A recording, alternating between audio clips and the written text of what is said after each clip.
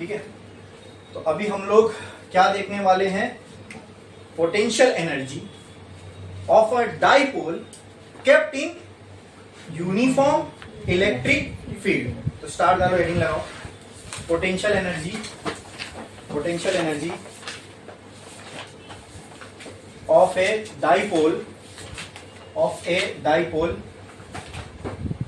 dipole kept in uniform electric field,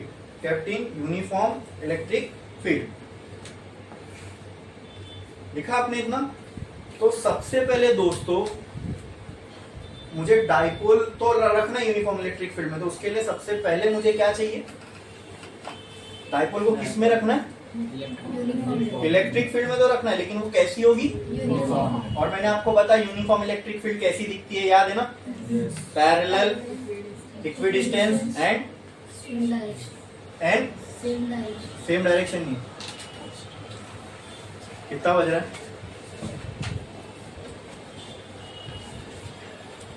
phone है आपके पास, उसको लॉक करके दे दो।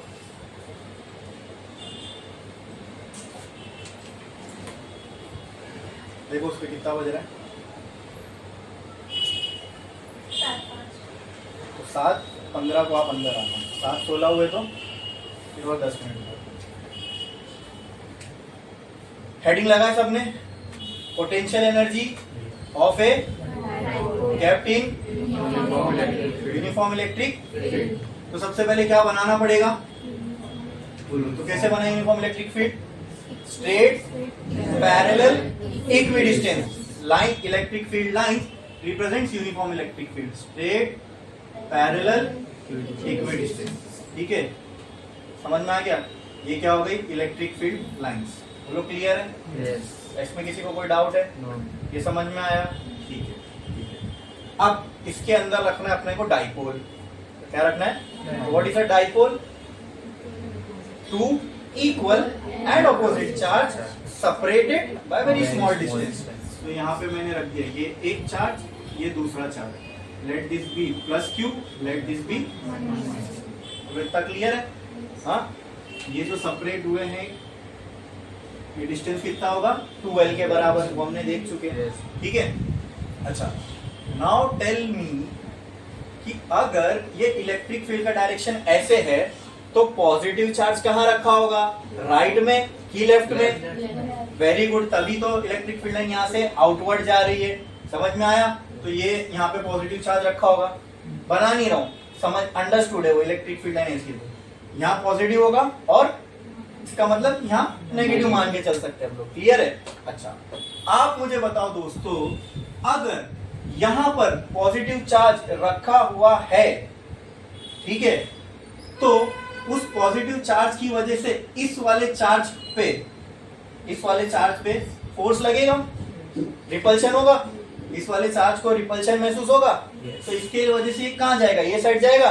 तो क्या मैं बोल सकता हूँ, ये चार्ज को इस डायरेक्शन में फोर्स लगेगा, and that force will be which force, electrostatic force. तो इसको लगेगा यहाँ पे इलेक्ट्रोस्टैटिक फोर्स इस डायरेक्शन में। क्या ये वाला चार्ज इधर जाना चाहेगा, हाँ, क्या इसका सेंटर डाइपोल का ये O होता है, ये मैंने बना दिया। ये वाला चार्ज नेगेटिव है, यहाँ पॉजिटिव है चार्ज, तो ये वाला चार्ज इस डायरेक्शन में जाना चाहेगा, ओके। तो इसको इस डायरेक्शन में फोर्स लगेगा, तो ये फोर्स भी F इलेक्ट्रोस्टैटिक्स ही होगा, क्लियर है, समझ में आया, पक्का, इसमें किसी को कोई डाउट, इतना क्लियर है। अच्छा, अब ये जो दोनों फोर्स है, डायरेक्शन तो अलग अलग है और इनका लाइन ऑफ एक्शन अलग है, ये समझो। लाइन ऑफ एक्शन का मतलब क्या होता है, अगर ये डाइपोल ऐसे होते, यहाँ एक चार्ज होता, यहाँ एक चार्ज होता, तो पॉजिटिव वाले को मान लो इस डायरेक्शन में फोर्स लगता है, नेगेटिव को इस डायरेक्शन में फोर्स लगता है, तो एक फोर्स इधर जा रहा है, एक फोर्स इधर जा रहा है, दोनों फोर्स इक्वल है, बट अपोजिट डायरेक्शन में, क्या है, क्योंकि देखो, अगर मैं फोर्स ऐसा निकालूं, इलेक्ट्रिक फील्ड में रखे गए ये दोनों चार्ज, तो इस फॉर्मूले के हिसाब से क्या इसके ऊपर इतना फोर्स लगेगा EQ के बराबर। देखो, ये दोनों भी चार्ज इलेक्ट्रिक फील्ड में रखे गए, तो क्या इलेक्ट्रिक फील्ड में रखने से चार्ज पे फोर्स लगता है, हाँ। इलेक्ट्रिक फील्ड का एक हम लोगों ने रिलेशन ये भी देखे, it is the force applied per unit charge, बराबर। तो यहां से अगर मैं फोर्स का फॉर्मूला निकालूं तो क्या मुझे वो EQ के बराबर आएगा? तो चेक करो, इलेक्ट्रिक फील्ड तो हर जगह सेम है। यूनिफॉर्म का मतलब क्या? मतलब यहां यहां यहां हर जगह इलेक्ट्रिक फील्ड क्या होगी? सेम। अगर इलेक्ट्रिक फील्ड कांस्टेंट हो गई और चार्ज, दोनों जगह चार्ज की भी वैल्यू सेम ही तो है, इक्वल एंड अपोजिट। तो अगर ये दोनों सेम है तो क्या ये FES भी दोनों जगह सेम ही आएगा? क्लियर है? हाँ। तो तब क्या होता है जब दो इक्वल और अपोजिट फोर्स एक साथ लगते हैं। अभी एक बॉडी है, उसको 10 न्यूटन का फोर्स इस साइड पे लग रहा है, 10 न्यूटन का इस साइड पे लग रहा है, तो उससे उस बॉडी पे क्या होगा? कोई डिस्प्लेसमेंट होगा? नहीं होगा। क्यों? क्योंकि equal and opposite force opposite direction में लग रहा है। तो क्या मैं यहां बोल सकता हूं यहाँ नेट फोर्स 0 होगा? +10 -10 दोनों ने एक दूसरे को कैंसिल कर दिए, नेट फोर्स 0। अच्छा, बॉडी का कोई डिस्प्लेसमेंट नहीं होगा। कब? जब दोनों force same line of action पे। सेम लाइन ऑफ एक्शन का मतलब क्या कि अगर ये समझो एक बॉडी है, तो एक फोर्स 10 न्यूटन का इस डायरेक्शन में लग रहा है, एक फोर्स 10 न्यूटन का इस डायरेक्शन में लग रहा है, ठीक है? तो एक ही लाइन पे लग रहा है ना, तो ये 10 एक दूसरे को क्या कर देंगे? कैंसिल। लेकिन आप इसको ऐसा समझो, मैं यहां पे 10 न्यूटन का फोर्स लगा रहा हूं और यहां पे 10 न्यूटन का फोर्स लगा रहा हूं, तो क्या होगा? अभी भी अगर मतलब अगर ये फोर्स का मैं सम करूं तो वो 0 ही आएगा। लेकिन क्योंकि लाइन ऑफ एक्शन सेम नहीं है, उसकी वजह से ये F 10 न्यूटन इधर, ये 10 न्यूटन इधर, तो क्या उसकी वजह से ये ऐसे ऐसे ऐसे गोल घूमना चाहेगा?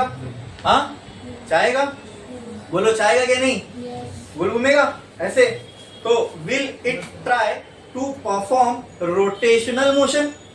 ये ऐसे देखो ना, ये एक 10 न्यूटन इधर लग रहा है, 10 न्यूटन इधर लग रहा है, अभी भी दो फोर्स इक्वल और अपोजिट डायरेक्शन में ही है, बस क्या हो गया? लाइन ऑफ एक्शन चेंज हो गया।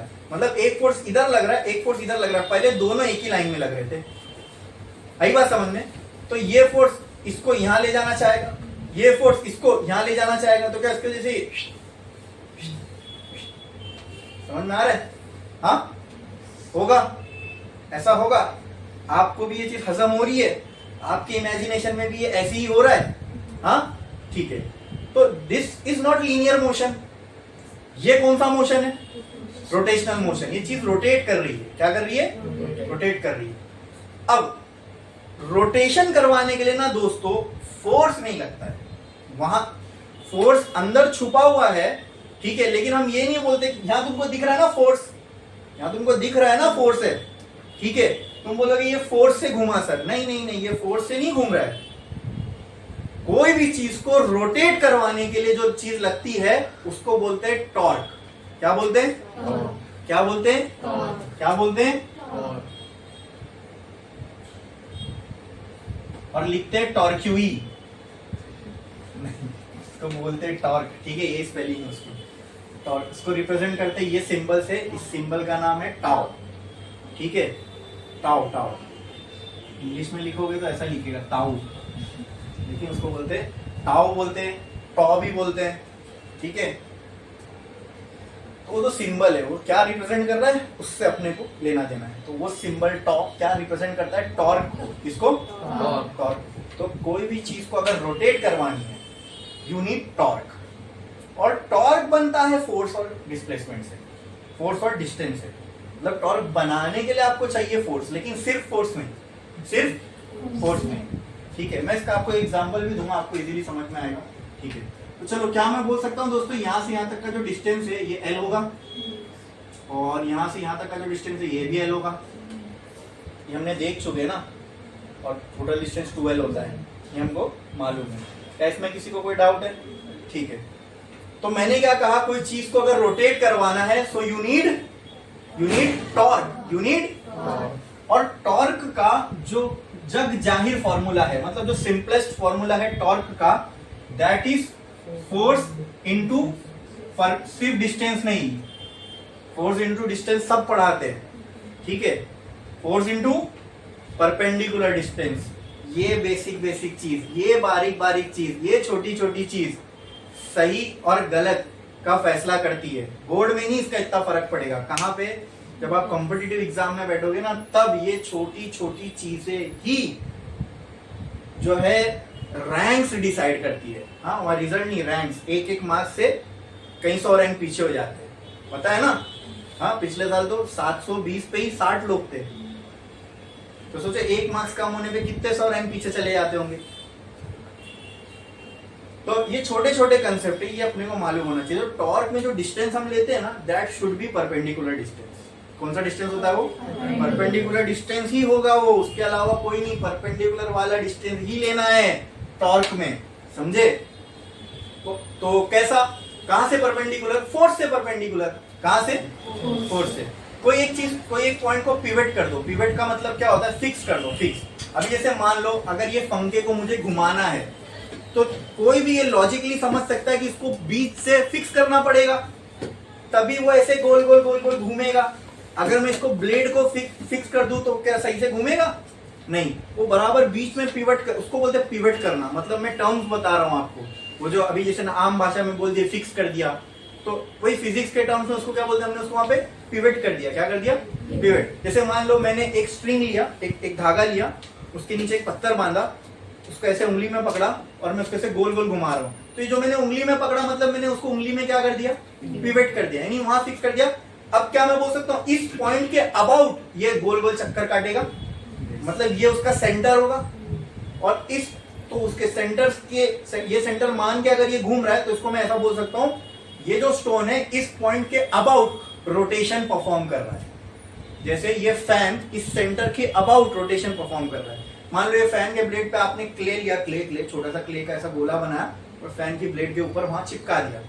जब फैन घूमेगा वो क्ले भी ऐसा घूमेगा गोल गोल। क्या मैं बोल सकता हूँ ये क्ले जो है ये फैन के सेंटर के अबाउट रोटेशनल मोशन परफॉर्म कर रहा है? बोलो क्लियर है इतना? ये चीज समझ में आई? हाँ, क्लियर है। बट ये भी पक्की बात दिमाग में बिठा लो, रोटेशन करवाने के लिए क्या लगता है? टॉर्क। क्या लगता है? क्या लगता है? और टॉर्क किससे बनता है? फोर्स और डिस्प्लेसमेंट से। ये एक वेक्टर क्वांटिटी है, ठीक है? तो जाहिर सी बात है ये भी वेक्टर होगा और ये भी वेक्टर होगा, ठीक है? Torque is a vector quantity, तो उसका क्रॉस प्रोडक्ट ये वेक्टर आएगा, टॉर्क आएगा। इन दोनों का क्रॉस प्रोडक्ट करोगे तो ये आएगा, बराबर, ठीक है? अभी वेक्टर फॉर्म में लिखा हूं, इसके लिए आगे साइन कॉस नहीं लिखा। अगर नहीं लिखता वेक्टर फॉर्म में तो आगे क्या आता? कौन सा थीटा आता? क्रॉस प्रोडक्ट है ना, तो आगे कौन सा आता? बोलो ना, कौन सा आता? हाँ, गलत तो गलत, फिर सही बोलूंगा तो एक साथ सबको याद रहेगा। बोलो, कितने लोग कहते हैं साइन थीटा आएगा? तुम क्लियर हाथ उठाओ। 1 2 3 4 5 6 7 तो नहीं बैठे, उससे ज्यादा ही बैठे, मतलब बाकी जनता कहती है कॉस आएगा, बराबर। अब एकदम दिमाग में बिठा लो, एकदम क्लियर कर लो। वो क्या? क्या? बोलो बोलो बोलो बोलो बोलो। यहाँ पे कौन सा थीटा आएगा? जब भी आपको वेक्टर में क्रॉस प्रोडक्ट दिखे, कौन सा? क्रॉस, वहां साइन थीटा है। अब ये याद रहेगा। अब सब लोग बोलो, यहाँ पे इसके आगे कौन सा थीटा लगेगा? Sine theta. कौन सा? Sine theta. कौन सा? Sine theta. ठीक है, ठीक है। और अगर डॉट होता तो कॉस थीटा। कौन सा? Cos theta.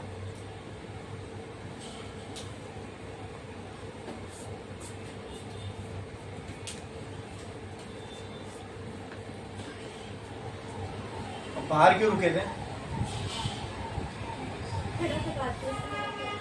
हाँ, ये तो जो आपने सोचा बिल्कुल सही सोचा, लेकिन अपनी उपस्थिति दर्ज करवाओ इधर, फिर बाहर खड़े रहो। आप आ गए ना, तो टाइमिंग पहले यहाँ पे अपना दर्ज करवाओ। कितना हुआ है? 18, ठीक है? तो अब आप खड़े रहो 10 मिनट, फिर अंदर आना 28 को, ठीक है? चलो, क्रॉस प्रोडक्ट है तो आगे क्या लगेगा? साइन। और डॉट है तो कॉस। कॉस। ये याद रखना आपको, बहुत बेसिक चीज है ये। रोटेशन करवाने के लिए क्या लगता है? क्या लगता है? क्या लगता है? ठीक है। और टॉर्क किससे बनता है? जैसे कि देखो यहाँ यहाँ यहाँ दिखाता हूँ, ये फोर्स है, सिर्फ ये फोर्स से नहीं घूमेगा। ये जो परपेंडिकुलर डिस्टेंस है ना, ये भी इसके लिए काम कर रहा है। मतलब जिस भी पॉइंट से पिवट है, वहां से लेके फोर्स तक का परपेंडिकुलर डिस्टेंस नाप लो। अगर ये डिस्टेंस नापूंगा तो चलेगा क्या? नहीं, मुझे यही डिस्टेंस चाहिए जो क्या हो, देखो परपेंडिकुलर है, क्या ये, यहाँ भी देखो ये, मुझे पिवट पॉइंट से फोर्स तक का कौन सा डिस्टेंस चाहिए, परपेंडिकुलर, कौन सा, परपेंडिकुलर। अब बोलोगे सर ये क्या बात हो गई, ऐसा कैसा, फोर्स ही तो काम करता है, डिस्टेंस का क्या लेना देना, आप बोलो डिस्टेंस करोगे लगाओगे तो वो डिस्टेंस मायने रखता है क्या, फोर्स टॉर्क लगाने पे तो बहुत मायने रखता है। इसका एग्जांपल देता हूँ, मान लो आपके घर पे एक फैन है, ठीक है, वो फैन कुछ ऐसा दिखता है, उसका मैंने एक ब्लेड बनाया, ठीक है, ये फैन का सेंटर है, ये उसका ब्लेड है। मुझे आप बताओ, आपने एक ऐसी टपली मारी, टपली क्या, टपली कहाँ पे, इधर पे, इधर पे, इधर पे एकदम हल्के से, और एक टपली इधर मारी उतनी ही हल्के से, इधर कोने पे, बराबर। तो क्या लगता है कौन से केस में फैन घूमेगा, हाँ, सेकंड वाले केस में कि पहले वाले केस में, सेकंड वाले केस में। हाँ, तो पहली टपली मैंने मारा था इधर, दूसरी टपली मारा मैंने इधर, ठीक है, तो उतना ही फोर्स लगाया मैंने, टपली दोनों सेम फोर्स से मारा मैंने, यहां पर भी 5 न्यूटन की टपली और यहां पर भी 5 न्यूटन की टपली, तो एफ दोनों जगह सेम है, ठीक है। बट ये फैन यहाँ ये सेंटर से घूम रहा है, सेंटर में फिक्स होता है ना, इस सेंटर के अबाउट घूम रहा है, तो देखो ये परपेंडिकुलर डिस्टेंस अगर मैं नापूं तो ये आएगा, ये डिस्टेंस, मतलब यहां से लेके यहां तक ये डिस्टेंस होगा, ये डिस्टेंस होगा परपेंडिकुलर वाला, और इसके लिए परपेंडिकुलर डिस्टेंस नापूं तो ये होगा, ये बराबर। लेट से ये डिस्टेंस है 1 मीटर और ये है 5 मीटर, क्लियर, क्लियर, समझ में आया। यहाँ पे जो परपेंडिकुलर डिस्टेंस है डेट इज 1 मीटर और यहाँ पे जो परपेंडिकुलर डिस्टेंस है वो, तो क्या ऐसा नहीं लग रहा आपको दोनों जगह मैंने फोर्स उतना ही लगाया, लेकिन यहां लगाने से फैन घूमा और यहां लगाने से फैन, इसका मतलब भाई फोर्स फैन पे लगने वाला फोर्स अलग अलग लगा होगा, मैंने कोई नाइंसाफी की फोर्स लगाने में नहीं, मैंने दोनों जगह उतना ही फोर्स लगाया, लेकिन जो फैन पे फोर्स लगा वो दोनों केस में अलग था। अगर दोनों में सेम होता तो फैन घूमना चाहिए था दोनों जगह मारने पे, लेकिन फैन सिर्फ यहां मारने पे घुमा, यहां मारने पे नहीं घुमा। तो मैंने क्या बताया आपको, अच्छा फैन रोटेट होता है कि लीनियर मोशन परफॉर्म करता है, तो जब कोई चीज रोटेट हो रही है तो वहां फोर्स काम करेगा कि टॉर्क काम करेगा, टॉर्क। ये एकदम दिमाग में बिठा लो, एकदम क्लियर कर लो इसको, इसमें कोई दो राय है रहना ही नहीं चाहिए। कोई चीज को रोटेट करवाना है तो यू नीड टॉर्क, क्या चाहिए आपको, तो इतना तो मालूम है हमने, हाँ सर फैन में तो टॉर्क लग रहा होगा। अब टॉर्क जो बनेगा वो किससे बनेगा, फोर्स और मतलब क्या टॉर्क की वैल्यू इन दोनों पे डिपेंड करती है, टॉर्क कितना ज्यादा होगा या कितना कम होगा ये किस पे डिपेंड करता है, फोर्स पे। अच्छा टॉर्क ही रिस्पॉन्सिबल है फैन को घुमाने के लिए, तो देखते हैं दोनों जगह पे कितना कितना टॉर्क लग रहा है, आपको एकदम क्लियर हो जाएगा। देखो टॉर्क का कंसेप्ट पहले केस में लेता हूं, पहले ये वाला केस, ये इसको लेट से ये फर्स्ट केस है मेरा और ये सेकंड केस, तो लेट से इसको मैं टॉ 1 बोलता हूँ। टॉर्क का फॉर्मूला क्या होता है, फोर्स इनटू परपेंडिकुलर डिस्टेंसेस। तो टॉ 1 की वैल्यू देखते हैं क्या थी, यहाँ पे फोर्स कितना लगाया था मैंने 5 न्यूटन का, इनटू परपेंडिकुलर डिस्टेंस यहाँ पे कितना है 1, तो टॉर्क कितना आ गया मुझे 5 न्यूटन मीटर का, ठीक है। चलो अब ये केस में देखते हैं, टॉ 2 ये भी हो जाएगा F इंटू आर परपेंडिकुलर, ठीक है। यहाँ पे फोर्स कितना लगाया, मैं चीटिंग तो नहीं कर रहा कि वहां ज्यादा यहाँ कम, दोनों जगह देखो मैं मैथमेटिकली भी वही चीज को एक्सप्लेन कर रहा हूँ जो आपको मैं लॉजिकली समझा रहा हूँ। 5 इंटू परपेंडिकुलर डिस्टेंस यहाँ पे कितना था, यहाँ टॉर्क कितना आएगा, देखो मैंने अपने से एफर्ट ज्यादा लगाया क्या, मैंने अपने से एफर्ट ज्यादा लगाया क्या, मैंने फोर्स उतना ही लगाया, मैंने ताकत उतनी ही लगाई, लेकिन फैन पे टॉर्क इस केस में कितना लग रहा है 5 और इसमें कितना लग रहा है 5 गुना ज्यादा, इसके मुकाबले यहाँ पे 5 गुना ज्यादा, 5 टाइम ज्यादा, बहुत होता है भाई। सिर्फ आपने क्या फिजिक्स समझी, आपको फिजिक्स मालूम थी, फिजिक्स कैसे काम करती है मालूम है ना, तो आप कम ताकत लगा के ज्यादा काम निकाल सकते हो। तो आपने क्या किया, खाली यहां टपली मारने की बजाय वही ताकत आपने यहां लगा दी, तो फिजिक्स ने क्या किया, फिजिक्स ने टॉर्क को बढ़ा दिया। टॉर्क को बढ़ेगा ही क्योंकि टॉर्क डिपेंड करता है किस पे, परपेंडिकुलर डिस्टेंस पर। यहां अगर मैं टपली मारता तो 5 न्यूटन का टॉर्क लगता है, यहां मार दिया मैंने तो कितने का लगा, देख रहा ना। अब समझ में वहां मारने पे क्यों पंखा घूमा, राइट। जो चीज घुमाने के लिए रिस्पॉन्सिबल है वो यहाँ बहुत ज्यादा है और यहाँ पे बहुत कम है। इसका एक और एग्जांपल देता हूं आपको। ट्रक वगैरह के जो नट बोल्ट होते हैं ना टायर को कसने के लिए, वो बहुत जाम होते हैं। तो ट्रक वाले क्या करते हैं, मतलब उसका एक पाना आता है, ठीक है, वो ऐसा कुछ दिखता है, ऐसा होता है, फिर आगे जाके ऐसे फोल्ड हो जाता है और यहाँ पे उसके यहाँ पे एक होल होता है जो जाके नट में फंसता है, ठीक है। देखो ऐसा कुछ रहता है वो ऐसे, ठीक है, यहाँ पे एक होल होगा, वो जाके नट में फंसेगा, फिर ऐसे ऐसे ऐसे करके खोलने वाला उसको खोलता है। तो अक्सर ट्रक वाले क्या करते हैं मालूम है, ये वाला जो पाना है ना, देखो अब अगर वो नट को खोल रहा है तो क्या नट रोटेट होगा, तो क्या नट पे टॉर्क लग रहा होगा। और अपने को इतनी फिजिक्स मालूम है कि टॉर्क जो है ये ताकत ये उतनी लगा रहा है, ताकत इसको कम लगाना है लेकिन नट पे ज्यादा लगनी चाहिए। तो ट्रक वाले क्या करते हैं मालूम है, ये जो है ना ये वाला रॉड, इसके आगे एक लंबा सा रॉड अटैच कर देते हैं वेल्ड करके, ठीक है। अब देखो ये वही केस है, यहाँ पे अगर मैं 5 न्यूटन का फोर्स लगा रहा हूँ 1 मीटर पे, और यहाँ पे भी उतना ही फोर्स लगा रहा हूँ लेकिन 5 मीटर पे, तो नट पे लगने वाला टॉर्क कहाँ ज्यादा होगा, ये केस में ना, इसलिए वो रॉड लंबी करते उतना ही फोर्स। अब देखो वहां ये कितना काम में आ गया, वहां तो एक्चुअल एफर्ट लग रहा है ना इंसान का, फोर्स उतना ही लगा रहा है वो, खाली उसने खाली क्या कर दिया, एक बार खाली ये रॉड लंबी करो, अब खाली क्या करो, इधर फोर्स मत लगाओ, वही फोर्स इधर पे लगाओ, तो लगने वाला टॉर्क नट पे ज्यादा लगेगा और वो इजीली ट्रक का बोल्ट होता है और इजीली खुल जाता है यहाँ से फोर्स लगाने पे। बोलो क्लियर है, समझ में आया क्या, इसमें किसी को कोई डाउट है? टॉर्क का कंसेप्ट समझ में आया। ये इलेक्ट्रोस्टैटिक्स चैप्टर चल रहा है, यहाँ पे मुझे आपको टॉर्क नहीं समझाना था, ठीक है। ये आपको 11th में लॉज ऑफ मोशन में जहाँ पे आपने फोर्स, फ्रिक्शन, ये सारी चीजें पढ़ी है, तो वहां पे आपसे एक्सपेक्टेड है कि टॉर्क वगैरह भी आपको ऑलरेडी मालूम हो, लेकिन यहाँ पे अभी टॉर्क का कंसेप्ट यूज होने वाला है, इसलिए मैंने आपको पूरा टॉर्क की कहानी बता दी कि टॉर्क क्या होता है, उसका मैथमेटिकल रिलेशन क्या है, ठीक है। टॉर्क क्या होता है, उसका मैथमेटिकल रिलेशन क्या है, और किस पे उसकी वैल्यू डिपेंड होती है, और प्रैक्टिकली भी आपको ये चीज समझ में आ रही होगी ना, जो मैंने एग्जांपल दिया उससे, कि किस तरीके से खाली डिस्टेंस चेंज होने से टॉर्क की वैल्यू में फर्क आ रहा है। And torque is the thing which is responsible for rotation.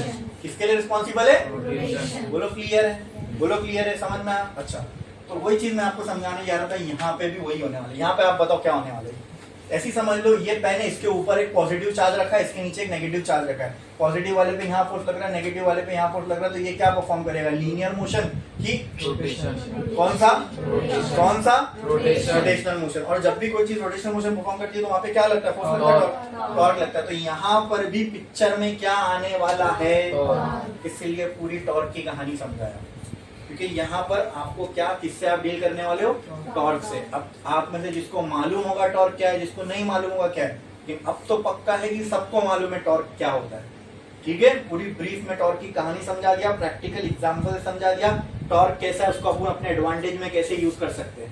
Clear है, समझ में आया ना।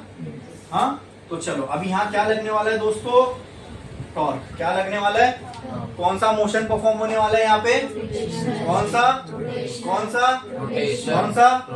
ठीक है। तो रोटेशनल मोशन परफॉर्म करने के लिए किसकी जरूरत पड़ती है, किसकी, ठीक है। अब मुझे बताओ कि यहाँ पर फोर्स लग रहा है, ठीक है। तो इसके बाद मैं सेकंड केस बनाता हूँ, ये इसी का कंटिन्यूएशन है, समझाने के लिए। ये हो गई इलेक्ट्रिक फील्ड, ठीक है। अब अगर इस पे फोर्स लग रहा है तो आप मुझे बताओ दोस्तों, ये इसकी इनिशियल पोजीशन थी, लेट्स से, ठीक है, इनिशियल पोजीशन थी। क्या थोड़े टाइम बाद ये कुछ सिनेरियो ऐसा हो जाएगा, यहाँ पे प्लस क्यू, यहाँ पे बोलो क्या कहानी ये बनेगी, हाँ।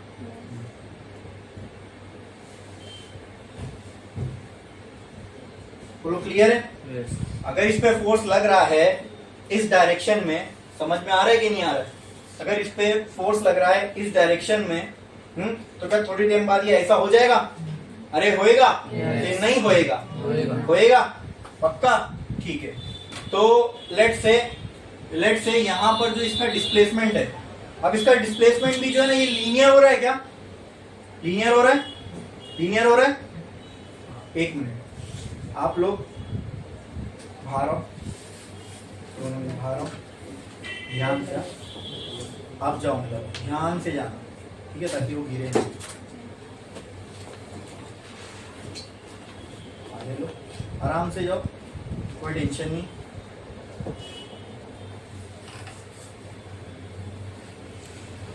पहला लेक्चर है आपका, सेकंड, मेरा पहला है। नेक्स्ट टाइम बराबर टाइम पे आना, 7 बजे का लेक्चर, जो भी ग्रुप पे टाइम आएगा वो टाइम पे बराबर आना।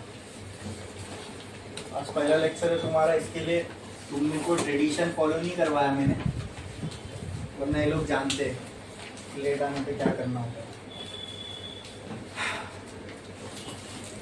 अच्छा, आप मुझे बताओ, ये फोर्स जो लगा ये चार्ज पे, ये चार्ज पे, इससे फोर्स लगने से डिस्प्लेसमेंट हुआ इसका, बट ये ऐसा आगे नहीं बढ़ा, ये ऐसा आगे बढ़ा। तो जब कोई चीज रोटेट होती ना तो उसका डिस्प्लेसमेंट हम लोग एंगल में ट्रेस करते हैं। अरे भाई, कोई चीज ऐसे मूव हो रही है तो उसको आप स्केल से नापोगे, और कोई चीज ऐसे मूव हो रही है तो उसको प्रोट्रैक्टर से नापोगे। ये ऐसा था, अभी तक वो कितना डिग्री है मूव हुआ। आपको समझ में आ रहा है क्या बोल रहा हूं मैं? तो इस डिस्प्लेसमेंट को बोला जाता है एंगुलर डिस्प्लेसमेंट। क्या बोलते हैं? तो ये जो चार्ज डिस्प्लेस हुआ, इसका डिस्प्लेसमेंट कैसा होगा? लीनियर होगा कि एंगुलर होगा? कैसा होगा? तो क्या मैं कह सकता हूं दोस्तों, इसने इतना थीटा कवर किया? बोल सकता हूं? बोल सकता हूं? क्या इसमें किसी को कोई डाउट है? ठीक है, लेट से इसकी जो इनिशियल पोजीशन थी वो ये थी, तो लेट दिस बी 1। जो इसकी फाइनल पोजीशन है, लेट दिस बी 2। अरे घूम के कहीं पे भी जा सकता है ना, मैंने एक रैंडम पोजीशन अज्यूम कर लिया कि ये इस पोजीशन पे रहा होगा घूमते वक्त। बोलो क्लियर है? क्योंकि अपने को डेरिवेशन करना है तो अपने को कोई एक स्टैटिक कंडीशन मान के उसके लिए फॉर्मूला डिराइव करना पड़ेगा, बाकी वैलिड तो वो पूरे पे होगा। इतना समझ में आया? क्या इसमें किसी को कोई डाउट है? ये दो चार्ज है, इस पर फोर्स इधर लग रहा है, इस पर फोर्स इधर लग रहा है, उसकी वजह से ऐसे घूमेगा, ठीक है। वो घूमने की वजह से कोई मतलब बीच में कहीं पे ये ऐसा, वो थोड़े टाइम बाद हो सकती है, इस पर फोर्स लगा ऐसे ऐसे, ये घूम रहा है ऐसे, तो मैं बोलता हूँ थोड़े टाइम बाद ये क्या ऐसे होगा? हाँ होगा। तो जब ये यहाँ से यहाँ आया, क्या इसने इतना एंगल कवर किया? हाँ किया, ये हो गया इसका displacement. But now it is in the terms of angle, that's why we call it as angular displacement. Clear है? समझे? यहाँ लीनियर मोशन नहीं हो रहा है। कौन सा मोशन हो रहा है? क्योंकि रोटेशनल मोशन हो रहा है, तो जाहिर सी बात है यहाँ पे क्या लग रहा होगा? वेरी गुड, क्या लग रहा होगा? ठीक है, तो टॉर्क लगा, उस टॉर्क की वजह से ये डिस्प्लेस हुआ। Let this be position 1, let this be position 2। तो यहाँ पे जो इसका डिस्प्लेसमेंट था, कुछ था डिस्प्लेसमेंट? अच्छा मुझे बताओ पहले, तो यहाँ पे मैं डिस्प्लेसमेंट डिनोट किससे करूंगा? एक्स से या थीटा से? थीटा से। Very good, because rotational motion हो रहा है। रोटेशनल मोशन में हम लोग डिस्प्लेसमेंट किसमें ट्रेस करते हैं? एंगल। आई बात समझ में? क्योंकि ये इसकी इनिशियल पोजीशन थी, मैंने इसको मान लिया 1। Let here the displacement be theta 1। किसी को कोई डाउट है? तो जो दूसरी पोजीशन है, लेट से मैंने इसको इसकी फाइनल पोजीशन मान लिया, तो यहाँ पे जो डिस्प्लेसमेंट होगा, लेट दिस बी ये जो थीटा है, क्या मैं इसको थीटा 2 बोल सकता हूँ? समझे कि नहीं समझे? हाँ, थीटा 1 थीटा 2 बस नाम इसलिए दिया इनिशियल और फाइनल को फर्क दिखाने के लिए कि थीटा 1 इनिशियल डिस्प्लेसमेंट है और थीटा 2 अभी इनिशियल में, तो वहीं से हमने शुरू किए, तो थीटा 1 की वैल्यू हम क्या मान सकते हैं? हाँ चलो देखेंगे। हाँ, अगर थीटा की खाली मैं आपको वैल्यू पूछूं तो आप क्या बोलोगे? सर 0 है, ठीक है, डिस्प्लेसमेंट की। लेकिन आगे ये थीटा आपको और भी कुछ देगा, देखेंगे हम लोग आगे, ठीक है। तो चलो यहाँ शुरू करते हैं। क्या इसका डिस्प्लेसमेंट हुआ? हाँ, अच्छा मुझे आप बताओ, जहां पर फोर्स लगे और डिस्प्लेसमेंट हो तो वहां पे क्या होता है? वेरी गुड, अरे वाह, क्या होता है? क्या होता है? मतलब देखो, आप लोग फिजिक्स में इतने डेवलप हो गए, आपका माइंड इतना डेवलप हो गया कि आपको ये सब चीज अब समझ में आती है। कहीं पे सर फोर्स लगा, उसकी वजह से डिस्प्लेसमेंट हुआ, तो वहां पे क्या हुआ? क्या हुआ? वेरी गुड, क्या हुआ वहां पे? तो यहाँ पे भी क्या हो गया? वर्क होगा। क्या होगा? वर्क का फॉर्मूला क्या है? Force into displacement. Force into displacement, ठीक है। बोलो इतना क्लियर है? क्लियर है? समझ में आया? क्या इसमें किसी को कोई डाउट? ठीक है, लेकिन क्या यहाँ फोर्स लग रहा है? क्या यहाँ फोर्स लग रहा है? ये लीनियर मोशन हो रहा है क्या?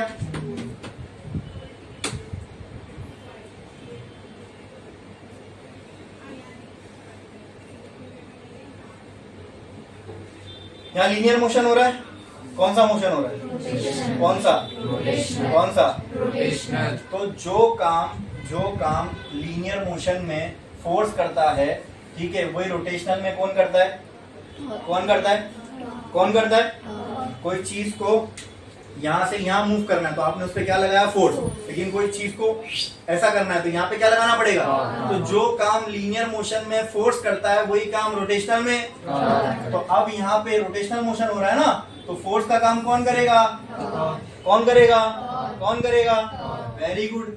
यहाँ पे ये क्या है, लीनियर डिस्प्लेसमेंट, तो रोटेशनल में कौन सा डिस्प्लेसमेंट आ जाएगा, हाँ, लेकिन उसको नाम से पहले तो बोलो क्या आएगा, लीनियर डिस्प्लेसमेंट, तो यहाँ क्या हो जाएगा, एंगुलर डिस्प्लेसमेंट, और उसको हम किससे रिप्रेजेंट करेंगे, थीटा से। देखो अब हमने रोटेशनल के लिए वर्क का फॉर्मूला निकाल लिया। हाँ, ये सब टफ लगता है लोगों को, मैं तो रोटेशनल मोशन पढ़ा भी नहीं रहा हूँ अभी, मैं तो इलेक्ट्रोस्टैटिक में आपको टॉर्क बता रहा हूँ क्या होता है, उसका वर्क बताया मैंने यहाँ पे, तो कुछ मुश्किल था, समझ में कुछ नहीं, एनालॉगस है, जो काम फोर्स में लीनियर मोशन में फोर्स करेगा वही काम रोटेशनल में है। जो अगर वहां पे फोर्स लगाने पे लीनियर डिस्प्लेसमेंट हो रहा है तो यहाँ पे फोर्स लगाने पे, तो बन गया ना वर्क का फॉर्मूला रोटेशनल के लिए, वो लीनियर के लिए वर्क का फॉर्मूला था, ये रोटेशनल मोशन के लिए वर्क का फॉर्मूला है। क्लियर है, समझ में आया, ठीक है। यहाँ पे अब एक चीज आपको याद करनी पड़ेगी, क्यों, क्योंकि वो उसका जो डेरिवेशन है वो है 11th में। अब जाहिर सी बात है मैं यहाँ पे आपको पूरा डेरिवेशन नहीं करा सकता, जरूरत होती तो पूरा करवा भी देता, लेकिन यहाँ पे आपको डाइपोल पे लगने वाला जो टॉर्क होता है ना, उसका फॉर्मूला मालूम होना चाहिए। पता है किसी को, अभी जैसे यूनिफॉर्म इलेक्ट्रिक फील्ड में डाइपोल रखे हैं, इन पे टॉर्क लगता है, ये हमको समझ में आ गया, ये रोटेट होगा तो इस पे क्या लगेगा, पर वो टॉर्क का मैथमेटिकल रिलेशन क्या होता है, जैसे force is equal to mass into acceleration, tau equal to F into R, तो ऐसी ये अगर डाइपोल को आपने यूनिफॉर्म इलेक्ट्रिक फील्ड में रख दिया तो आपको पता है स्पेशल टॉर्क लगेगा, क्या लगेगा, अब वो टॉर्क कितना लगेगा उसको निकालने के लिए फॉर्मूला होगा, वो फॉर्मूला मैं आपसे पूछ रहा हूँ, बताओ क्या है,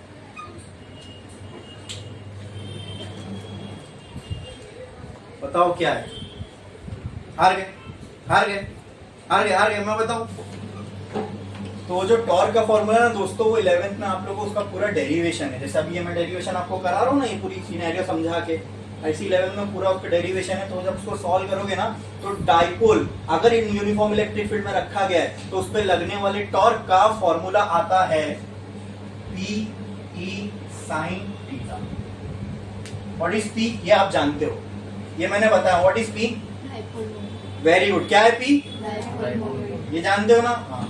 और मैंने बताया टॉर्क जो है ये वेक्टर क्वांटिटी, यानी इन दोनों का क्या होगा, क्रॉस प्रोडक्ट, अगर क्रॉस प्रोडक्ट है तो आगे क्या लगेगा, साइन थीटा। समझ में आया, क्लियर है, हाँ ठीक है। तो ये आ गया मुझे टॉर्क का फॉर्मूला, ये वो टॉर्क है जो किसी डाइपोल पे लगता है जब वो यूनिफॉर्म इलेक्ट्रिक फील्ड में रखा गया हो, ये क्लियर होना चाहिए। ये टॉर्क का फॉर्मूला है किसके लिए, डाइपोल के लिए, कब, जब वो डाइपोल यूनिफॉर्म इलेक्ट्रिक फील्ड में रखा गया हो, तो उस पे कितना टॉर्क लगेगा, इतना लगेगा। ये पूरा डेरिवेशन है 11 में, ठीक है, लेकिन आपको यहाँ पे इसका फॉर्मूला रिक्वायर्ड था, मैंने आपको बता दिया, ठीक है, फॉर्मूला आपको मालूम होना चाहिए। अब आपको 12th में इसका डेरिवेशन तो करने आएगा नहीं, ठीक है, लेकिन यहाँ पे इसकी जरूरत पड़ेगी, तो ये फॉर्मूला अपने को मालूम होना चाहिए। तो कुछ मत करो, अब वर्क के फॉर्मूले में उठा के इसको पटक दो, W इज इक्वल टू, ठीक है, टॉर्क की जगह क्या आ जाएगा, P E sine theta naught theta, ठीक है। मैंने बहुत सारा वर्क, मतलब मैंने इसको पूरा घुमाया क्या, मतलब मैंने डिस्प्लेसमेंट बहुत ज्यादा किया क्या, मैंने डिस्प्लेसमेंट कैसा किया, बहुत छोटा सा। अगर मैंने डिस्प्लेसमेंट बहुत छोटा किया तो क्या मैं उसको डी थीटा बोल सकता हूँ। अगर मैं डिस्प्लेसमेंट बहुत कम कर रहा हूँ तो अगर ये कम हो जाएगा तो क्या ये क्वांटिटी नहीं कम हो जाएगी, तो वर्क भी तो कम होगा। अगर मैं थोड़ा सा डिस्प्लेसमेंट कर रहा हूँ मतलब मैंने वर्क कितना किया, यार theta tends to d theta, मतलब बहुत छोटा है थीटा, यहाँ पे देख रहे हैं ना आपने, यहाँ से मैंने बस उसको यहाँ पे कितना डिस्प्लेसमेंट में कंसीडर कर रहा हूँ, तो ये बहुत छोटा सा थीटा ले लिया मैंने पूरे में से, तो इसीलिए W क्या हो जाएगा, तो कहना है दिस है GW is equal to PE sine d theta.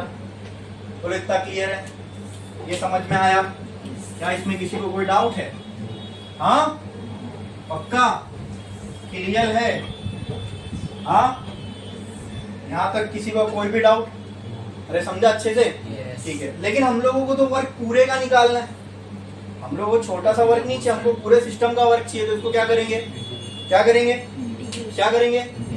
अच्छा, मैं आपसे मैं सोच रहा था कि आपकी तरफ से मेरे को एक सवाल आएगा, लेकिन वो आया नहीं। मैं सोच रहा था आप लोग पूछोगे वो सवाल। वो जो मतलब पी और टी के बीच में नहीं, वो तो बहुत बेसिक कॉन्सेप्ट है वेक्टर का। क्रॉस ये तो सर उधर मतलब डॉट लगा दिए तो ऐसा चलता है? नहीं, फिर कब डॉट लगाने का, कब क्रॉस? जब डॉट प्रोडक्ट होगा तो उसके लिए देखो यहाँ डॉट लगाया, हाँ ठीक है। हाँ, क्योंकि ये जो है ये स्केलर क्वांटिटी, जब वेक्टर क्वांटिटी होती है तो यहाँ क्रॉस आएगा। ये अभी मैं इसमें जा भी नहीं सकता। Why? Because it is a concept of vector. मैंने आपसे कहा ना, 2-3 बार कह चुका हूँ, जिसको लगता है मेरे वेक्टर के कंसेप्ट कमजोर है, जाओ टाइम निकालो और 11 का पूरा वेक्टर अच्छे से पढ़ो। ये मैं आपके अच्छे के लिए बोल रहा हूँ, आप पढ़ो नहीं पढ़ो उससे मेरे को कोई लेना देना नहीं है।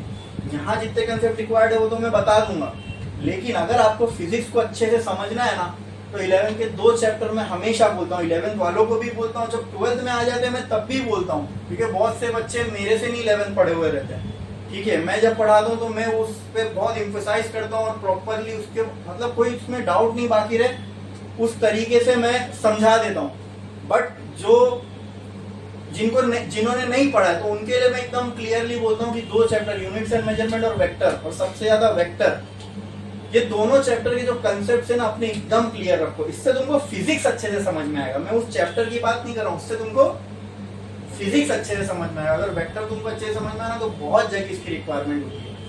वो सवाल ये था जो मैं आपसे एक्सपेक्ट कर रहा था कि सर आपने वर्क का फॉर्मूला क्यों लेके चालू किए? अब हमको रट रट के आदत इतनी हो गई है कि हमारे दिमाग में सब सवाल आते ही नहीं है ना, क्योंकि बचपन से हमको सिखाया जाता है टीचर इज ऑलवेज राइट।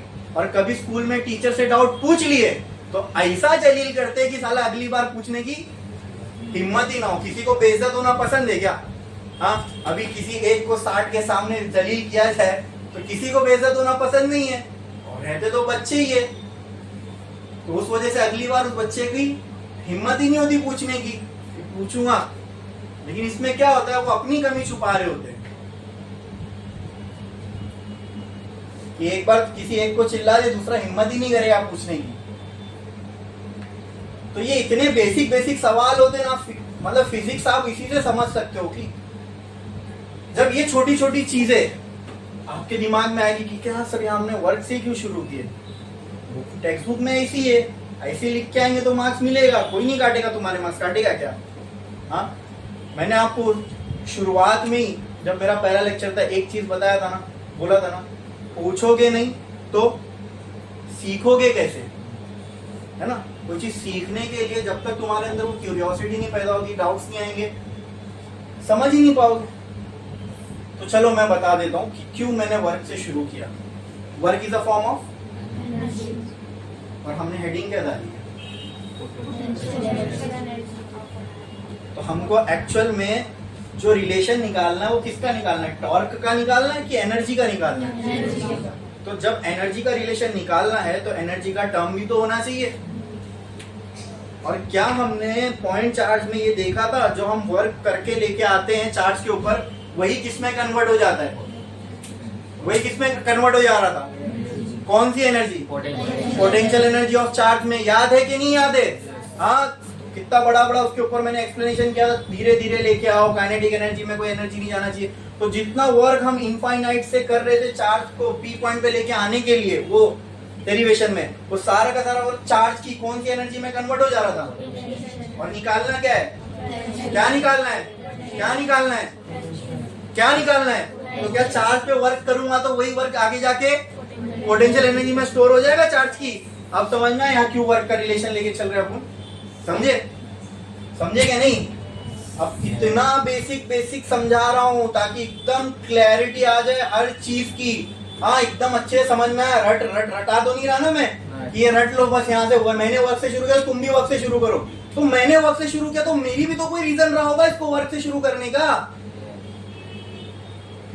लेकिन अफसोस की बात ये ना कि मैं कहा ना, हमारा दिमाग अभी मतलब इतना वो हो गया ना यूज टू उस चीज से कि हम लोग वो सवाल, वैसे सवाल हमारे दिमाग में आते ही नहीं। क्योंकि टीचर करा रहे तो बस अपने को करना है, समझे? लेकिन अब ये समझ में आया, क्लियर है, बढ़े आगे। ये छोटा सा वर्क है, इससे हमने को टोटल वर्क निकालना है, तो क्या करना पड़ेगा, तो करो यहाँ पे इंटीग्रेटिंग बोथ साइड। तो यहाँ इंटीग्रेशन लगा दूंगा तो ये हो जाएगा integration dw is equal to, यहाँ पे इंटीग्रेशन क्या हो जाएगा, integration pe sin theta d theta. बोलो क्लियर है। हाँ, अब जो जो कांस्टेंट है उसको इंटीग्रेशन से बाहर। ठीक है, तो चलो ये dw को इंटीग्रेट करोगे तो यहाँ पे आ जाएगा w। ठीक है, अब p का फॉर्मूला क्या होता है, 2l, बराबर ना। यहाँ दोनों चार्ज की वैल्यू q है, चार्ज की वैल्यू चेंज होने वाली है नहीं, ये l डिस्टेंस दोनों में चेंज होने वाला है, तो p क्या हो जाएगा, कांस्टेंट। e तो यूनिफॉर्म ही है, uniform electric field means constant, वही कांस्टेंट ही रहने वाली है। तो जब p e दोनों कांस्टेंट है तो दोनों को क्या बोलेंगे, शेल। कहाँ पे, इंटीग्रेशन से बाहर, अंदर क्या बचेगा, इंटीग्रेशन ऑफ साइन थीटा।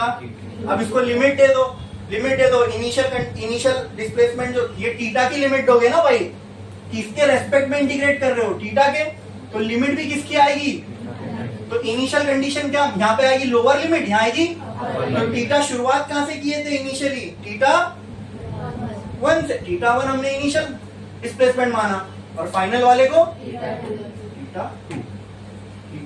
2। अच्छा, यहां से तो ये बात समझ में नहीं आएगी, लेकिन एक ये याद रखो, अगर मैंने ऐसा लिखा हूं पीई साइन थीटा, तो इस इक्वेशन को देख के बताओ ये थीटा किसके किसके बीच का एंगल है। यस यस, वेरी गुड, किसके किसके बीच का, ये कौन किसका कंसेप्ट है, ये किसका कंसेप्ट है, ये कॉन्सेप्ट किसका है, ये थीटा इन दोनों के बीच का एंगल होगा, ये कॉन्सेप्ट कौन किसका है, इलेक्ट्रोस्टैटिक का है, किसका है, फिर किसका है, नहीं बाबा, यूनिफॉर्म, ये वेक्टर का कंसेप्ट है, ये किसका कंसेप्ट है, फिर वही बात, वेक्टर आना चाहिए, क्यों आना चाहिए, अब समझ में आ रहा है, ये थीटा किसके बीच का एंगल है, वो वेक्टर का कंसेप्ट है, समझे। तो ये बात याद रखना, थीटा इज एंगल बोलो पीएनई। ओके, बोलो साइन थीटा का इंटीग्रेशन शुरू हुआ मैथ्स में, तो 11 में तो पढ़े हो ना, वेक्टर के मैथमेटिकल मेथड के सबसे लास्ट में जाना, देखना वहाँ कैलकुलस दिया हुआ है, कैलकुलस में डिफरेंशियल कैलकुलस है और इंटीग्रल कैलकुलस है, तो तुमको डेरिवेटिव के भी सारे फॉर्मूले हैं, इंटीग्रेशन के भी सारे फॉर्मूले, ठीक है। तो बोलो साइन थीटा का क्या फॉर्मूला होगा, बोलो इंटीग्रेशन ऑफ साइन थीटा क्या होगा,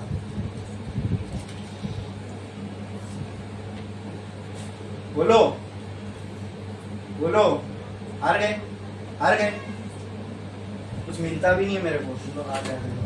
W is equal to P E sine theta का इंटीग्रेशन होता है माइनस कॉस थीटा, क्या होता है, ठीक है। हाँ, अब लिमिट लग जाएगी, थीटा 1 थीटा 2 बराबर, लिमिट अप्लाई कैसे करते हैं, बोलो ना मेरा भाई, कैसा, हाँ, माइनस कॉस थीटा 2, ये लग गई अपर लिमिट, माइनस, ये तो फॉर्मूले का माइनस, फिर ये कॉस का भी तो माइनस लिखना पड़ेगा, minus of minus cos theta 1, ठीक है। अब W is equals to P E minus minus cos theta 1, ठीक है। तो अब स्क्वायर ब्रैकेट डालने की जरूरत नहीं है ना, नाउ देखो माइनस पहले लिखा हो और प्लस, ऐसा अच्छा नहीं लगता, ये आंखों को चुभता है, इसको क्या मैं ऐसा लिख सकता हूँ, PE cos theta 1 minus cos theta, हाँ अभी अच्छा है ना, अभी सही लग रहा है, सिस्टमेटिक लग रहा है, थीटा 1 माइनस थीटा 2, ठीक है। अच्छा, ये अब देखो work is a scalar quantity, तो उसके बाजू में जो मतलब डॉट प्रोडक्ट है तो आगे साइन लगना चाहिए, कॉस लगना चाहिए, अरे क्रॉस में साइन लगता है, ये डॉट प्रोडक्ट है तो आगे कॉस लगेगा, खुद ब खुद आ गया, देखो कॉस, हम तो साइन लेके चले थे लेकिन कॉस अपने आप आ गया, ठीक है। अच्छा, आपको याद है मैंने थीटा की बात की, यहाँ पर भी देख लो, ये पीई के आगे कॉस थीटा लगा, मतलब ये theta is the angle between P and, तो थीटा 1 का मतलब क्या, फर्स्ट कंडीशन में पी और ई के बीच का एंगल देख लो, थीटा 2 का मतलब सेकंड कंडीशन में पी और ई के बीच का एंगल निकालो, ठीक है। चलो थीटा 2 पे आते हैं बाद में, क्योंकि थीटा 2 तो एक रैंडम पोजीशन है, बीच की कोई भी at any angle theta, right. But theta 1 एक कंडीशन ऐसी है जहां पे तुमको थीटा की वैल्यू एग्जैक्ट मिल जाएगी। आओ देखते हैं। अपने को P और E के बीच का एंगल निकालना है ना दोस्तों। अपने को मालूम है E तो इस डायरेक्शन में पक्का है ना। अगर तुम P का डायरेक्शन निकाल पाए तो तुमको दोनों के बीच का एंगल मिल जाएगा। मुझे बताओ P का डायरेक्शन कहां से कहां होता है डाइपोल के लिए? From which charge to which charge? हाँ,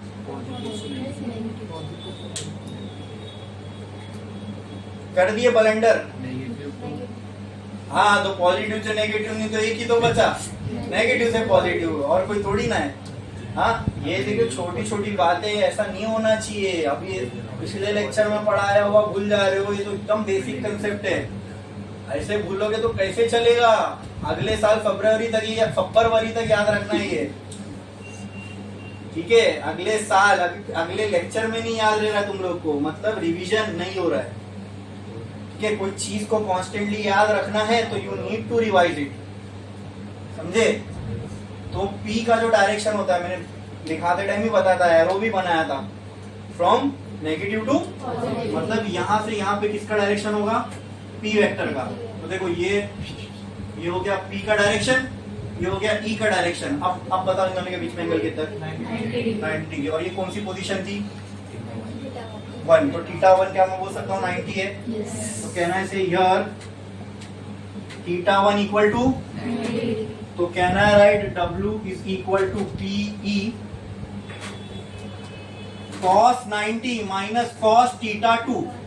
cos 90 इज 0। तो कहना है write W is equal to PE into minus cos theta 2। अब आप मुझे बताओ, क्या यहां पर कोई और थीटा दिख रहा है आपको? अब क्या कोई और थीटा बचा इस इक्वेशन में? सिर्फ एक ही तो थीटा है, थीटा 2। तो अब थीटा 2 लिखने की जरूरत क्या है जब अब थीटा का टर्म एक ही है? तो कहना है write this as W is equal to minus PE cos theta. लिख सकता हूं इसको ऐसे, क्योंकि अब अगर हर बार मैं यही कंसीडर करूं कि इसकी जो इनिशियल पोजीशन है ऐसे और यहां से घूमना चालू हुआ, तो थीटा 1 विल ऑलवेज बी 90, और वो 90 रहेगा तो वो टर्म हमेशा ही 0 आएगा। तो बस तो सिर्फ यही टर्म रहा है। बोलो क्लियर है? अच्छा, एक बात और दोस्तों, ये जो फॉर्मूला है ना, ये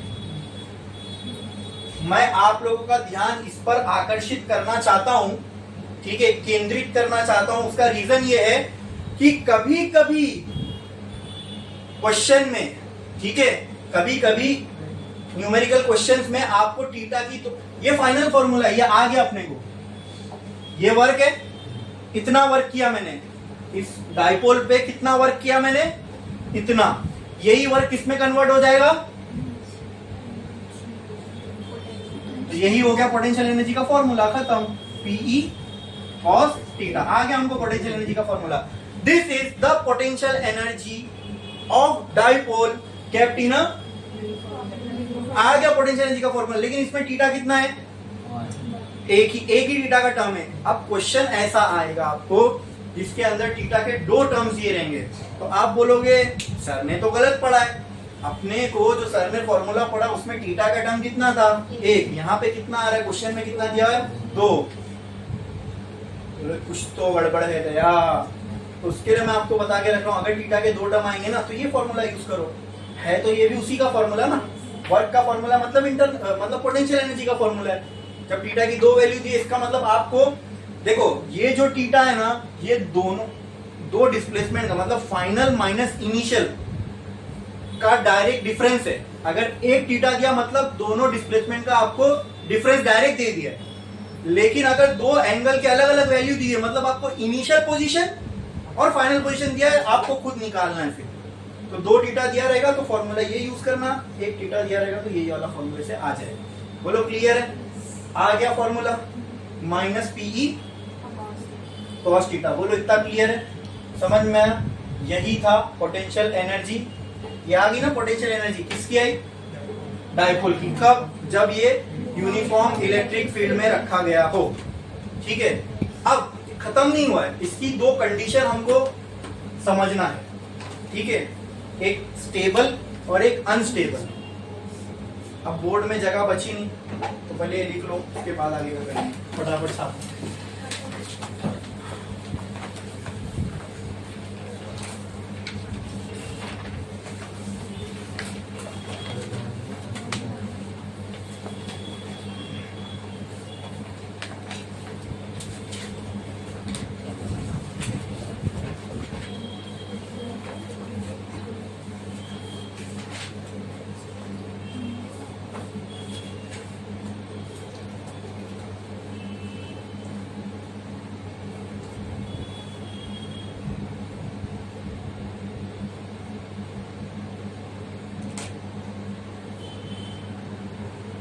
डायग्राम भी समझ में आया ना, डायग्राम भी रटाया नहीं मैंने, हाँ प्रॉपर अपन ने पहले यूनिफॉर्म इलेक्ट्रिक फील्ड बनाया, फिर उसमें डाइपोल रखे, फिर टॉर्क की मदद से वो एल वगैरह मैंने वहां पे क्रिएट किया, ठीक है।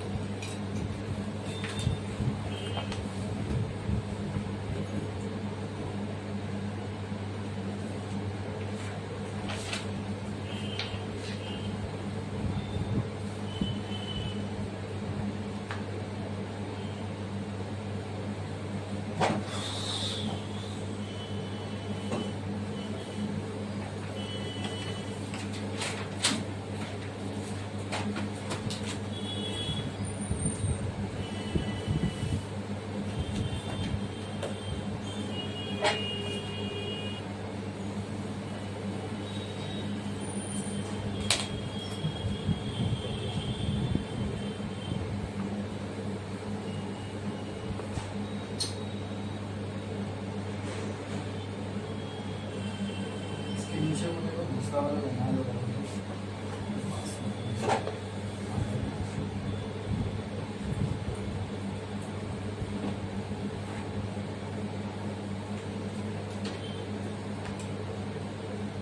इसके है ना दोस्तों, हम लोगों को दो केसेस स्टडी करना है, ठीक है, इसी डाइपोल का जब ये इलेक्ट्रिक फील्ड में रखा गया हो। इसके दो टाइप के केस है, एक को बोलते हैं हम स्टेबल इक्विलिब्रियम और दूसरे को बोलते हैं अनस्टेबल इक्विलिब्रियम। आओ देखते हैं ये दोनों भी क्या है।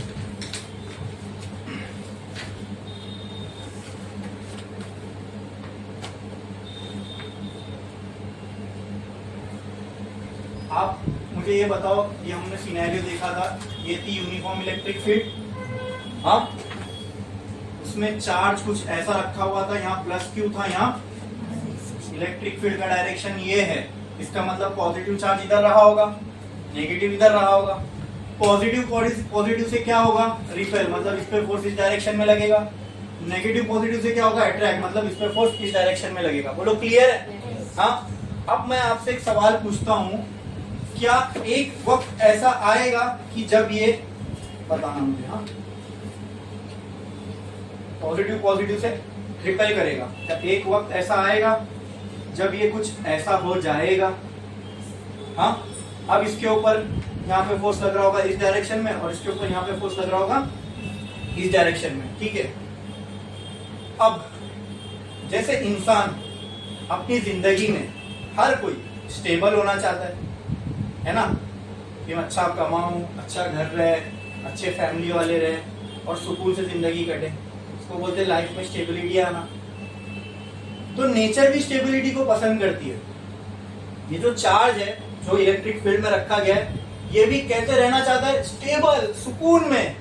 तो जैसे हमारे लिए सुकून की एक कंडीशन है कि ये हो जाएगा तो सुकून से रहेंगे, उसी तरह इसके लिए भी एक स्टेबल होने की कंडीशन है कि उस कंडीशन में अगर ये रहे तो ये कैसा रहेगा, स्टेबल, और वैसे ही रहना चाहेगा।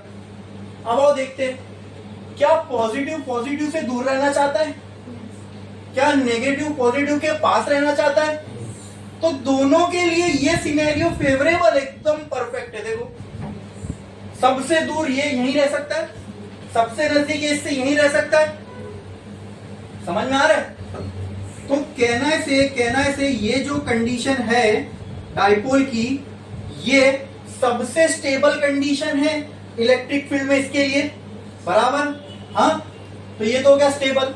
अब हमको देखना है स्टेबल इक्विलिब्रियम में कैसे। तो मैंने आपको बताया था what is equilibrium. What is equilibrium, बोलो। इक्विलिब्रियम का मतलब होता है जब बॉडी पे एक्ट होने वाला नेट फोर्स जीरो, जब बॉडी पे एक्ट होने वाला नेट टॉर्क जीरो हो। आई बात समझ में? जब बॉडी पे एक्ट होने वाला net force zero, net torque zero, इसका मतलब वो बॉडी किसमें, इक्विलिब्रियम में। किसमें? जब ये ऐसा था तब ये इक्विलिब्रियम में इसलिए नहीं थी क्योंकि लाइन ऑफ एक्शन अलग अलग था। एक फोर्स यहाँ एक्ट हो रहा था, एक फोर्स यहाँ एक्ट हो रहा था। अब देखो ये ऐसा है, या फिर ऐसा बोल देता हूं मैं, पॉजिटिव इधर है, नेगेटिव इधर है। पॉजिटिव का फोर्स इस डायरेक्शन में, नेगेटिव का फोर्स इस डायरेक्शन में, और हमको पता है तो ये दोनों भी फोर्स इक्वल है, but they are in opposite direction. तो क्या होता है जब two equal and opposite force same line of action पे लगे तो दोनों एक दूसरे को कैंसल आउट कर देंगे। तो वही सवाल हुआ ना सर, एक गाड़ी को 10 लोग धक्का दे रहे लेकिन गाड़ी आगे ही नहीं बढ़ रही, क्यों? 5 आगे से दे रहे, 5 पीछे से दे रहे। तो नेट ऐसा तो नहीं कि, ऐसा मैं ये नहीं बोल रहा बॉडी पे फोर्स नहीं लग रहा है 10 लोगों का लग रहा है, लेकिन गाड़ी हिलेगी नहीं, क्यों? क्योंकि दोनों फोर्स एक दूसरे को क्या करे, कैंसल। तो नेट फोर्स, नेट का मतलब टोटल फोर्स अगर मैं निकालू गाड़ी पे लग रहा है तो कितना लग रहा है, 0। 5 न्यूटन अगर इधर से लग रहा है तो 5 इधर से भी लग रहा है, दोनों एक दूसरे को क्या कर रहे हैं, कैंसिल कर रहे हैं, ठीक है। तो सेम अब लाइन ऑफ एक्शन अलग अलग नहीं है। यहाँ पर F फोर्स लग रहा है, यहाँ पर भी उतना ही फोर्स लग रहा है, E Q के बराबर है ना। हमने देखा था ना, इलेक्ट्रिक फोर्स का एक फॉर्मूला ये होता है F/Q। तो F क्या हो जाएगा, E × Q। तो यहाँ पर भी E Q के बराबर का फोर्स लग रहा है, और यहाँ पर भी E Q के बराबर, दोनों जगह पर इक्वल एंड अपोजिट फोर्स लग रहा है और सेम लाइन ऑफ एक्शन पे। तो दोनों फोर्स एक दूसरे को क्या कर देंगे, कैंसल। क्या कर देंगे? तो कहना है say here F net is equal to 0। हाँ, यहाँ पे एफ नेट क्या है, मतलब नेट फोर्स लगने वाला यहाँ पे 0। अब टॉर्क का चेक करो, टॉर्क टॉर्क टॉर्क का तो फॉर्मूला ही होता है क्या, फोर्स इनटू डिस्प्लेसमेंट। उससे भी देखोगे तो फोर्स 0 है तो डिस्प्लेसमेंट भी 0। लेकिन मैं आपको एक दूसरा तरीका बताता हूँ इसके लिए टॉर्क चेक करने का। टॉर्क का क्या ये फॉर्मूला था? हाँ, अब एक काम करो, इस कंडीशन में अभी आप थीटा क्या है, थीटा किसके बीच का एंगल होता है, यहाँ पर थीटा पी और ई के बीच का एंगल है। यहाँ पे चेक करो पी कौन से डायरेक्शन में होगा, ऐसे नेगेटिव टू पॉजिटिव, ये हो गया पी का direction. Now this is the direction of P, this is the direction of electric field. दोनों के बीच में एंगल कितना है, एंगल कितना है, तो यहाँ पे थीटा की वैल्यू क्या है, यहाँ पुट करोगे इसको तो क्या आएगा, पीई साइन 0, साइन 0 इज 0। तो ये पूरा टर्म क्या हो गया, देखो टॉर्क 0 आ रहा है कि नहीं आ रहा है, आ रहा है कि नहीं आ रहा है, आ रहा है कि नहीं आ रहा है। मतलब इस कंडीशन में, ये इसी कंडीशन को मैंने अज्यूम किया, तभी तो पी और ई के बीच में एंगल 0 आया ना। तो इस कंडीशन में नेट टॉर्क भी कितना आ रहा है, मतलब किसी बॉडी पे लगने वाला नेट फोर्स 0 हो, नेट टॉर्क 0 हो, तो कहना है the system is in equilibrium. हाँ, अच्छा ये इक्विलिब्रियम में तो है, लेकिन अब बात आती क्या ये ऐसी रहना चाहता है, क्या ये ऐसी रहना चाहता है? सोचो, पॉजिटिव चार्ज क्या पॉजिटिव से दूर रहना चाहता है, क्या नेगेटिव चार्ज पॉजिटिव के करीब रहना चाहता है? It is in equilibrium and ये ऐसी रहना भी चाहता है, मतलब कभी छोड़ दोगे तो हमेशा हमेशा ऐसी रहना चाहेगा, इसके लिए स्टेबल कंडीशन है। यस, सो अभी जो हमने डिस्कस किया ये क्या था, stable equilibrium condition for a dipole kept in uniform electric field. ये क्या थी, स्टेबल इक्विलिब्रियम कंडीशन, ठीक है, डाइपोल के लिए kept in a uniform electric field. अब अनस्टेबल इक्विलिब्रियम क्या होता है, पहले तो समझ में नहीं आता इक्विलिब्रियम अनस्टेबल कैसे हो सकता है। तो बोले इक्विलिब्रियम में मतलब अगर नेट फोर्स, इक्विलिब्रियम का मतलब क्या, नेट फोर्स भी 0 होना चाहिए, नेट टॉर्क भी 0 होना चाहिए, तो वो इक्विलिब्रियम में होगा। लेकिन अनस्टेबल कैसे होगा, आओ वो भी देखते हैं, ठीक है। 1 2 3 4 ये हो गई यूनिफॉर्म इलेक्ट्रिक फील्ड। इसमें मैंने क्या रख दिया, dipole plus Q minus Q, ठीक है, इन दोनों के बीच का स्मॉल डिस्टेंस, ठीक है। अब मान लो कुछ टाइम बाद क्या डाइपोल की पोजीशन ऐसी हो सकती है, मुझे बताना। यहाँ पे क्या ये डाइपोल ऐसा हो सकता है, माइनस क्यू और यहाँ पे प्लस क्यू, ठीक है। अरे ये तो ऐसी हो गई, यहाँ पे प्लस क्यू, यहाँ पे माइनस क्यू। आप मुझे बताओ माइनस क्यू पे फोर्स किस डायरेक्शन में लगेगा, पॉजिटिव किधर है, ये साइड पे ना, तो यहाँ पे इस पे यहाँ डायरेक्शन में लगेगा एफ, इस पे ये डायरेक्शन में। अभी भी फोर्स इक्वल एंड अपोजिट ही तो है, सेम लाइन ऑफ एक्शन पे यहाँ एक फोर्स लग रहा है, यहाँ एक फोर्स लग रहा है, दोनों इक्वल एंड अपोजिट है। तो मुझे बताओ यहाँ पर अभी भी नेट फोर्स कितना होगा, 0, ये तो समझ गए। चलो टॉर्क की बात करते हैं, अगर फोर्स 0 तो टॉर्क भी 0 होना ही चाहिए, इनटू वो छोड़ दो, मैं आपको पूरा इलेक्ट्रोस्टैटिक पढ़े तो इलेक्ट्रोस्टैटिक से समझते हैं। इलेक्ट्रोस्टैटिक के लिए टॉर्क का फॉर्मूला क्या है, पीई थीटा, बराबर, क्लियर है। हाँ, ये हो गया इलेक्ट्रिक फील्ड का डायरेक्शन, ठीक है। What is the direction of P, negative to positive, मतलब पी का डायरेक्शन ये होगा, ठीक है। तो पी का डायरेक्शन ये है, इलेक्ट्रिक फील्ड का डायरेक्शन ये है। What is the angle between P and E, theta equal to, तो यहाँ पे पुट करो tau equal to P E sine, what is sine 180, 0, हाँ, और कॉस 180 -1, क्या, -1, बोलो बोलो, हाँ बोलो, cos 180 -1, कॉस 180 कितना होगा, -1, कॉस 180, -1, अरे नहीं बाबा, साइन 0 इज, ये हो गया साइन का कर्व, साइन 0 0, साइन 90 1, साइन 180 0 होगा ना भाई, अरे नहीं होएगा। साइन की वैल्यू याद रखने की शॉर्टकट ट्रिक है ये जो अभी मैंने बताया। पता है कैसे याद रखते साइन की वैल्यू, कुछ नहीं, ये जो कर्व दिख रहा है आपको, इसको साइन कर्व बोलते हैं। क्या बोलते हैं, तो कुछ मत करो, अगर साइन की वैल्यू नहीं याद है किस पे क्या होती है तो साइन कर्व याद कर लो। ये होता है साइन कर्व और स्टार्ट 0 से करो इसको। तो ये तो पता होगा, ये एंगल 0 होता है, ये एंगल पाई होता है, मतलब 180। तो इन दोनों के बीच में आधा कितना होगा, पाई बाय 2 मतलब 90। ये कितना हो जाएगा, तो ये कितना हो जाएगा, तो ये कितना हो जाएगा, तो ये चेक कर लो, यहाँ 1 लिख दो, यहाँ -1 लिख दो, sine 0 0, sine 90, sine 180, sine 270, sine 360, 0 ये मालूम है कि नहीं मालूम है? हाँ मालूम है तो बहुत अच्छी बात है, नहीं मालूम है तो अभी ये देख लो, ठीक है।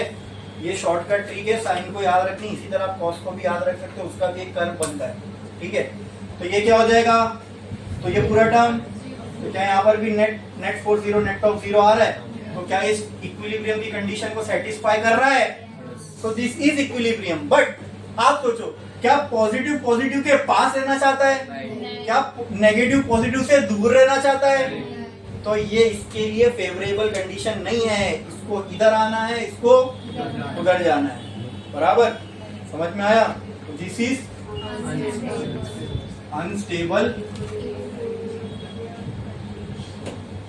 Equilibrium condition. लेकिन अभी तक हमने इसमें एनर्जी की सिचुएशन नहीं देखे क्या होगी। अब आते हैं एनर्जी पे, ठीक है। क्या फॉर्मूला आया था? Minus PE cos theta. What is the angle between P and E? 0। तो यहाँ पे थीटा कितना है? तो u is equal to minus PE cos 0 क्या होता है? क्या होता है? तो म्यू u की वैल्यू क्या आ जाएगी? Minus PE.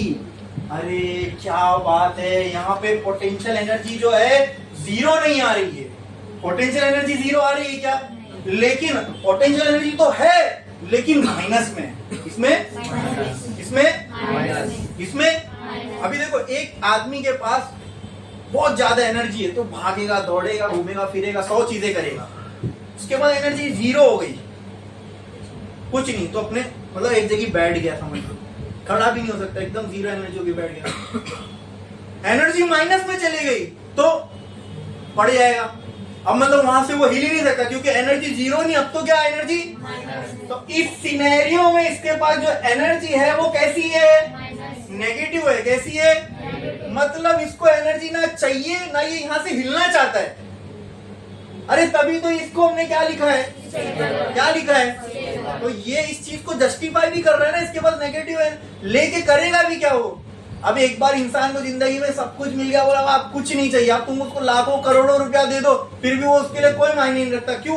मुतमईन हो गया ना, स्टेबल हो गया, ठीक है। अब उसी तरह ये भी इस कंडीशन में स्टेबल है, इसको एनर्जी की जरूरत है ही नहीं। तो इसकी एनर्जी देखो अपने को क्या आ रही है? नेगेटिव में आ रही है, ठीक है। ये नेगेटिव की एनर्जी का एक और मतलब होता है कि इसके पास अगर एनर्जी होगी भी तो इसकी खुद की नहीं, उधार की लेके बैठा है, तो कोई जा भी नहीं सकता। उधार का पैसा खर्च करेगा तो देने वाला पूछेगा ना, तो चुपचाप इसके पास क्या है? Negative energy. आप ये समझ लो, ये समझ लो क्या, ये अपने को समझ में आया है ना कि ये जो कंडीशन है इसके लिए सबसे स्टेबल कंडीशन है।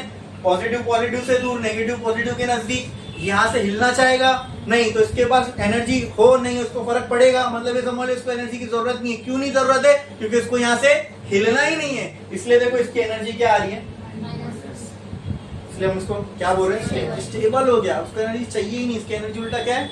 माइनस में पड़ा हुआ ही है, वो यहाँ से अब हिलना ही नहीं है, समझे?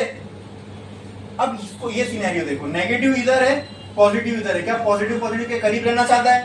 क्या नेगेटिव पॉजिटिव से दूर रहना चाहता है? ये ऐसा होना चाहता है? ये चाहेगा कि मैं एक चक्कर लगा के इधर आ जाऊं, और ये चाहेगा कि मैं इधर आ जाऊं। लेकिन ये करने के लिए क्या चाहिए? सीधी सी बात है, डिस्प्लेसमेंट होगा तो वहां फोर्स लगेगा, टॉर्क लगेगा, और उसके लिए क्या चाहिए? एनर्जी। क्या चाहिए? मतलब वर्क करना पड़ेगा, and work is a form of, मतलब हमको वहां क्या चाहिए? क्या चाहिए? तो इसकी एनर्जी क्या आनी चाहिए? नेगेटिव आनी चाहिए। तो क्या आनी चाहिए? क्या आनी चाहिए? क्या आनी चाहिए? अभी हम इसको लॉजिकली सोचे, चलो आओ देखते हैं मैथमेटिकल रिलेशन ही हमको देता है क्या।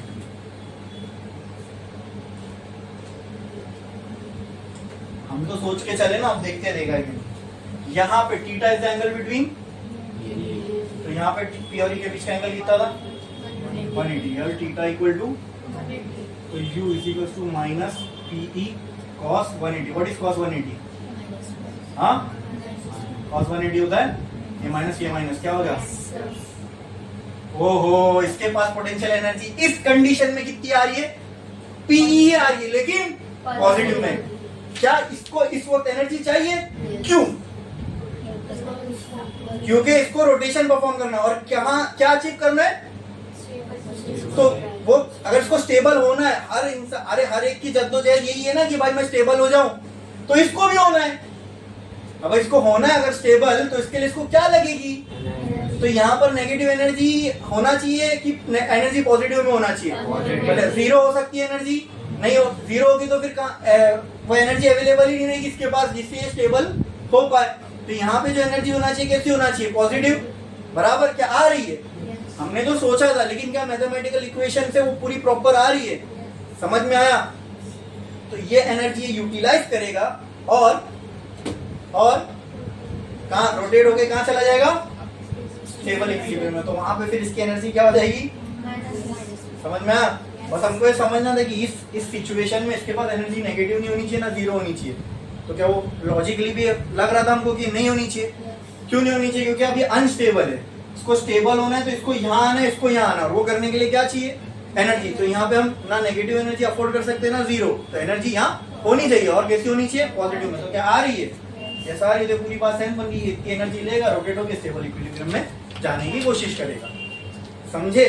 क्लियर है? समझ में आया? पक्का करो।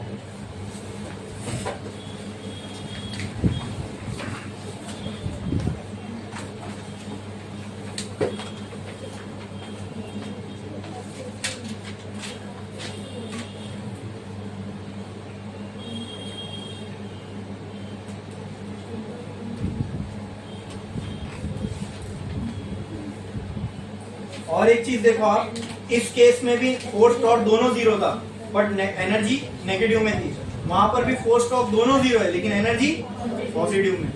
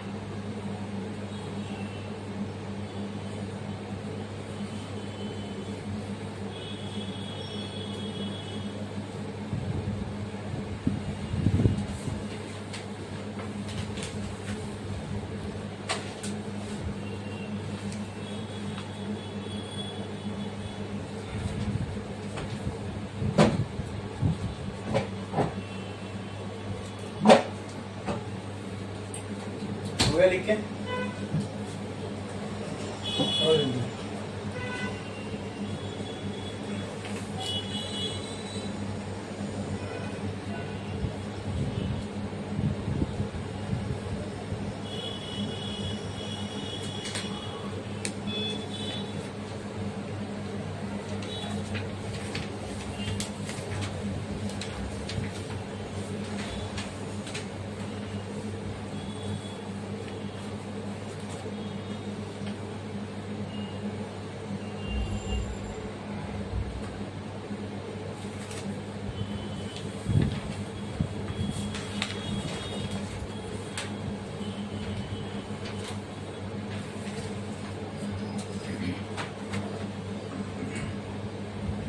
हुआ क्या? करो जल्दी जल्दी।